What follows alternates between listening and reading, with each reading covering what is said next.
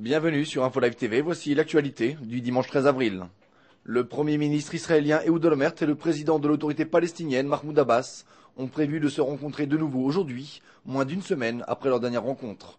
Un proche conseiller du président palestinien a confirmé que les deux dirigeants se rencontreraient dans la soirée. Le président Abbas se rendra par la suite à l'étranger, et notamment aux États-Unis, où il rencontrera le président George Bush le 24 mai. Le commandant en chef de l'armée israélienne dans la région sud, le général Yoav Gallant, a échappé de justesse aujourd'hui à une attaque d'obus de mortier tirée par les organisations terroristes palestiniennes de la bande de Gaza. Les obus sont tombés à quelques mètres seulement du véhicule du général Gallant, qui se trouvait en visite à Sderot et dans le kibbutz Nir Oz. L'attaque n'a causé ni blessés ni dommages.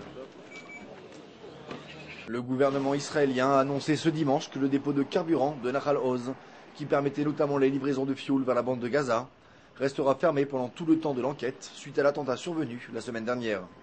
4 terroristes avaient pris d'assaut le terminal de Nahal Oz, tuant 2 Israéliens et conduisant ainsi à la fermeture du point de livraison de carburant vers la bande de Gaza. Israël s'inquiète particulièrement ces derniers jours de la possibilité d'un transfert d'armes et d'équipements en provenance d'Iran et à destination du Hezbollah libanais, et ce par voie maritime. Selon des sources gouvernementales, les contrôles effectués par la FINUL, la force d'interposition des Nations Unies au Sud-Liban, se révéleraient particulièrement inefficaces. L'Iran a admis soutenir idéologiquement le Hezbollah, mais dénie jusqu'à ce jour tout transfert d'armement.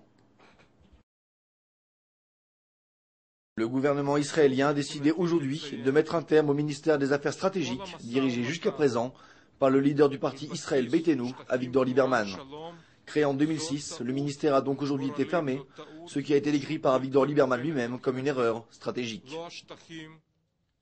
Enfin, une nouvelle encourageante pour refermer ce journal. Le ministère du Tourisme israélien a décidé de relancer le tourisme en Israël en lançant dans le monde entier une large campagne vantant les mérites, selon le nouveau slogan, d'un petit pays grand comme le monde. La campagne sera ciblée selon les pays et aussi selon les attentes propres aux touristes originaires de chacun de ces pays. Merci de nous suivre sur InfoLive TV, la première télévision israélienne internationale en direct de Jérusalem.